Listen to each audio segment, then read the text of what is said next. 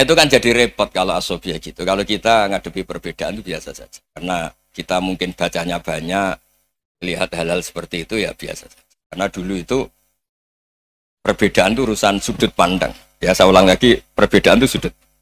Allah yang Tuhan saja sering didebat sama nabi-nabinya. Karena urusan sudut pandang apa? Saya beri contoh ya. Suatu saat Khalilur Rahman Ibrahim itu saatnya meninggal sama Allah, Israel disuruh. Israel itu Ibrahim saatnya meninggal, ambil nyawanya. Lah datang ke Ibrahim, ya Khalilur Rahman Ibrahim, saya disuruh nyabut nyawa Anda. Itu Israel dipaksa mikir sama Ibrahim. Hal ra'aita khalilan yumitu khalilah. Kamu tahu orang yang mencintai kemudian bunuh yang dicintai. Itu logika agak benar. Akhirnya Israel kan nggak biasa debat, kan nggak dilatih debat, nggak pernah ikut lomba UI debat ilmiah. Dia taunya nyambut nyawa aja. Kembali ke Allah. Ya Allah, kata Ibrahim, hal ra'aita khalilan yumitu khalilah. Masa kekasih bunuh yang dicintai ya. Tapi kata Allah santai. Bilang ke Ibrahim, hal ra'aita habiban yakrahu ayyalqa habibah. Masa katanya dia cinta saya, kemudian ketemu saya tidak berani. Israel mater lagi. Logikanya gini, Ibrahim, masa yang dicintai sama yang ketemu yang dicintai nggak berani? Ya udah ketemu aja. Satunya yang meninggal itu. Artinya kamu bisa saja GR tidak mati-mati karena merasa dicintai, atau ingin mati karena mencintai.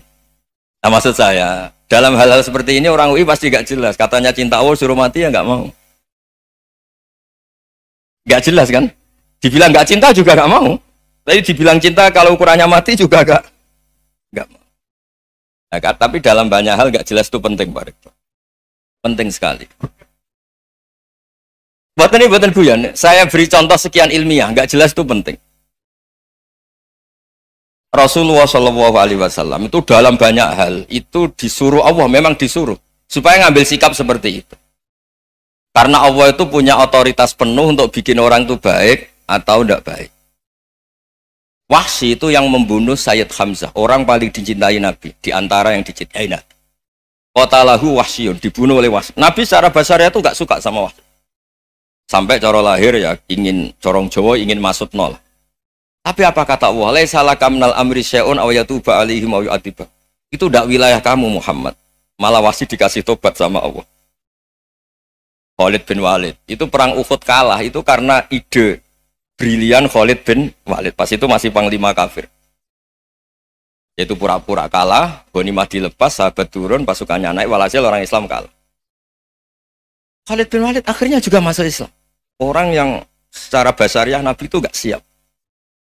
Kebalikannya juga ada. Sa'labah itu orang sampai dapat gelar Hamamatul Masjid. Ini pas ngaji mesti ingat. Salah. Dia di masjid terus. Setiap habis salam tuh lari karena istrinya nyuwun sewu masih berpakaian yang tidak pantas. Kenapa engkau terburu-buru pulang? Pakaian yang dipakai istri saya sekarang saya pakai. Ya pakaian sarung itu kayak Pak Rektor kan fleksibel. Ini khusus mau Ramadan, tidak akan sarungan terus, gak usah khawatir. Jadi ini tadi sudah perjanjian. Saya yang kiai celananan, beliau yang rektor pakai sarung. Jadi iya. Supaya itu barter madhab. Tapi hanya sekali ini aja, bukan. Jadi jangan diharapkan ini jadi tontonan terus-menerus. Dan ini barter madhab. Saya sama Profesor Kores juga sering gitu. Saya pakai sarung yang dihadiahi beliau pakai sarung yang dihadiahi saya. Memang itu tradisi Islam. Tahadau tahabu, kamu saling memberi hadiah maka kamu saling mencintai. Bukan riswah, bukan riswah. Walhasil terus Sa'labah ini saya didoakan Nabi supaya saya kaya, supaya tidak sering ganti-ganti pakaian seperti ini sama istri saya. Jangan-jangan kamu miskin itu lebih baik. Ngotot minta didoakan. Didoain Nabi kaya, terus lama-lama ninggal sholat, ninggal jamaah. Itu Allah belum tersinggung. Yang mulai Allah tersinggung itu kan saya sering fatwa di mana-mana, sering memberi saran. Mumpung kamu miskin itu sering sedekah. Karena kalau sudah kaya itu tidak bisa. Saya memberi analogi gini. Kalau saya masih santri miskin, punya uang 100.000, diminta guru saya 50 tak kasihkan, padahal itu 50%. Punya 2 kambing kurus, diminta guru saya 1 pasti tak kasihkan, padahal itu 50%. Jadi kalau punya sapi Brahman atau sapi limusin yang harganya itu 100 juta, punya 2, diminta 1 boleh enggak? Enggak boleh. Saya punya motor butut 2, diminta teman saya 1 boleh, tapi kalau Davidson Harley itu nggak boleh itu. Nah, walhasil itu kalau kita miskin, misalnya kita zaman kuliah atau zaman mondok atau zaman apa saja, punya uang 100.000, narik temannya sampai 50.000 kan biasa. Tapi setelah 1 miliar, berani nggak kamu kasihkan 500 juta? Sama-sama 50%? Enggak kan? Nah salah apa gitu, ketika zakat masih per 40 kambing 1 kambing itu sebenarnya kan masih ringan. 41, 82. Kambingnya itu sudah mabenal jabalen.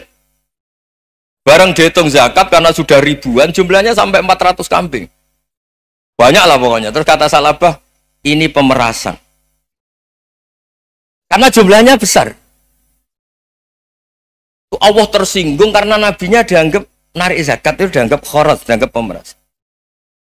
Allah tersinggung kemudian fa'aqobahum nifakon fi qulubihim ila yaumil. Dia ditakdir munafik. Semenjak itu terus tadi kembali gak jelas tadi. Barkohnya gak jelas itu menjadi orang tuh bijak.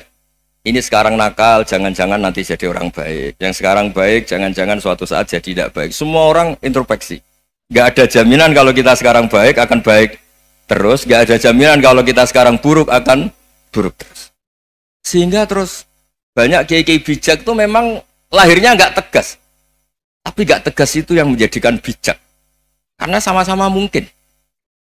Itu yang disebut laisa laka minal amri syai'un aw yatuba alihi mau yu'adzibum. Itu tidak wilayah kamu.